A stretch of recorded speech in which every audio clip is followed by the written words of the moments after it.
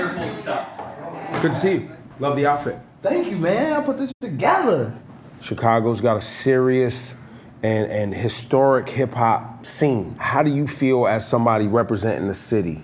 I get a certain love here that when I'm in it, when I'm like just living here months at a time, and I'm just driving around, I gotta go to the gas station, I gotta go to McDonald's drive-thru, gotta do regular stuff. I get a love and an appreciation and respect that feels like we distant cousins that they proud of, but I get so used to it. And then I've been traveling a lot lately, working on the festival and doing stuff in LA. And when I come back, when I was driving actually here today, and I was coming from my homie studio up north, I was looking at the skyline of like Chicago and just recognizing that this is like one of the most famous cities in the world. That's why it's called the second city. Don't do that, man. Y'all got that weekend pizza out there. Oh, but you don't even represent for New York. You represent for the Bay. Yo, you got mad defensive. No, I'm sorry. I felt this New York coming out, but everybody, Ebro's from the Bay, y'all. I wasn't even on that. All right. But you know what time it is. How's everybody feeling? I said, how's everybody feeling? He's Chicago native. He's also a great guy. He's also very talented. I want y'all to give a big Chicago, Chi-Town welcome to my man, your guy, Chance the Rapper. Channel. Right on.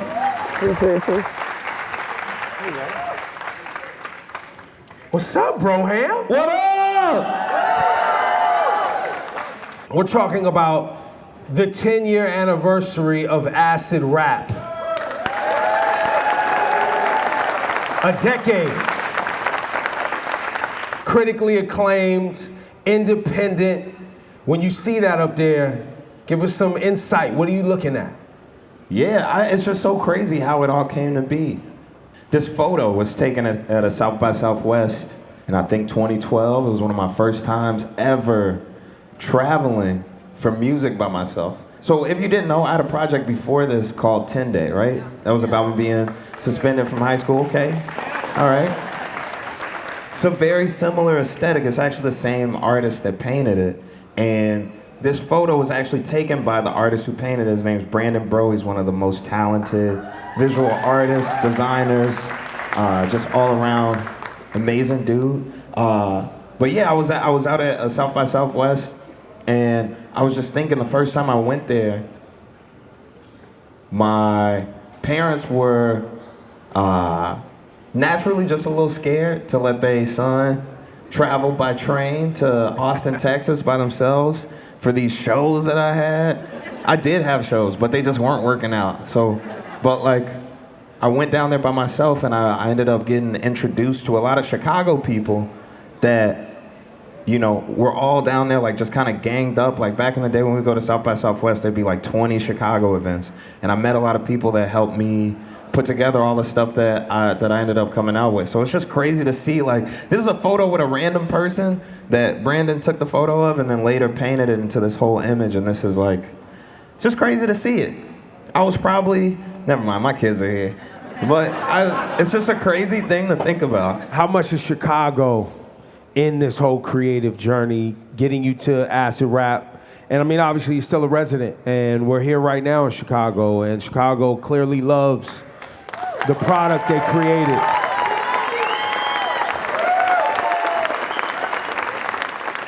I look at this as my Chicago project. Like, this was through and through, from the juke and footwork influence to the samples, like all of it, the features. It was a very, like, it was a community project. It was like everybody was coming and working with me. Shout out to No Name, Vic. There's so many artists on there that Twista, like so many people that like put in, like we put on together to make this thing happen. And like they should give it a retroactive Grammy. It's one of the most important projects of all time in real life. Sometimes I wish I was still low key. Like labels, nobody was trying to hit me up for sample clearance money and shit back then.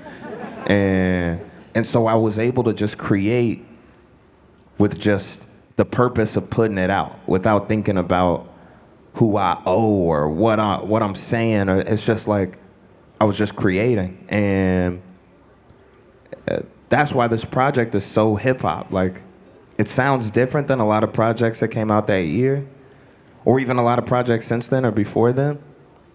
But it's so hip hop because of how just free it is. Like, free to experience joy, but free to also be vulnerable, to mourn my friend that had passed, to, to talk about my difficulty keeping relationships, to talk about I don't want to let my parents down, or I don't want to, you know what I'm saying? Like, all these fears and also like moments of courage are just like, that's rap, that's hip hop.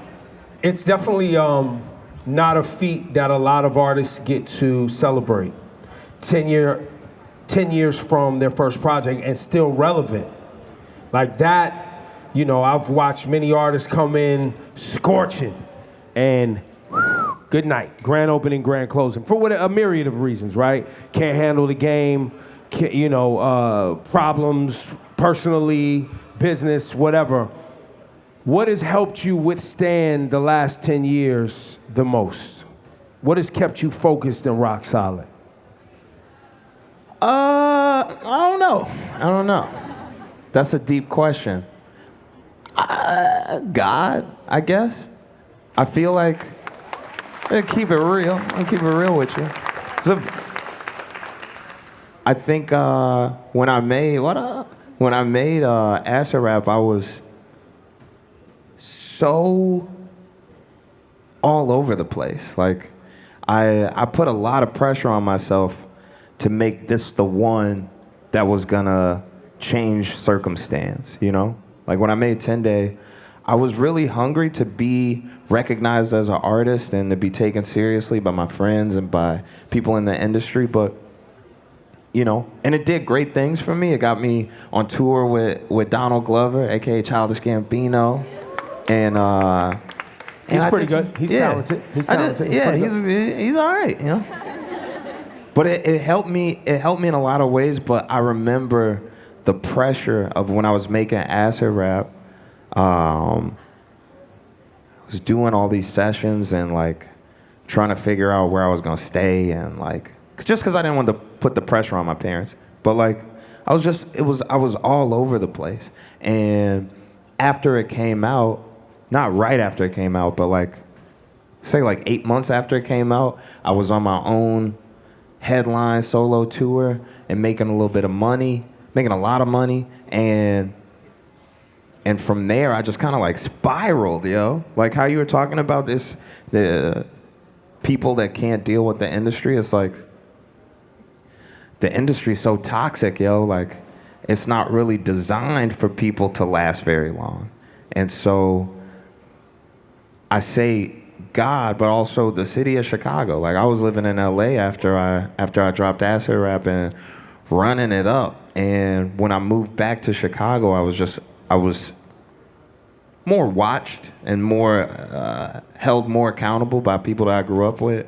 And that really, I don't know, gave me back my foundation. And I think I would like to add to it, I think part of the thing that has held you grounded, just me knowing you for so long, is the fact that you are telling the truth. You are who you say you are. You're living in your truth. You're walking in your path, and you're not really, trying to be somebody you're not, for better or for worse. And I think that's something in this game, if you get a chance to do that and make money being yourself, it's a blessing, right? Because there's people out here definitely acting. Totally. I mean, it's like art is like your opportunity to be who you want to be, right? And is it true? Thank you, though. And when like you're creating from a lack, you're rapping about what you want to accomplish and who you want to be and how you want to be perceived. And so I understand why sometimes it comes off from certain artists or from certain songs like feeling so unreal. And it could be from a lot of different reasons. It could be because they're just trying to become something else. it could be because they've already achieved that and now they want to, I don't know what it is, but it's like I rapped before I ever had a fan. You know what I mean? I loved music before anybody knew I loved music. And I have the most success when I'm doing it for me and for my love of a good beat that Dex or Peter made, or the love of a good bar that I just thought of while I was driving or in the shower. When it comes from my want to be myself, to be productive, to be honest, then I can't go wrong. Bravo. Do not hesitate to show love. This isn't one of those places. I would love to hear from you as somebody who now, I see a lot of you and your contemporaries, and I feel like, hip-hop is in great hands. Talk about hip-hop 50 years for you. When you hear that, what does that mean? Does it mean anything at all?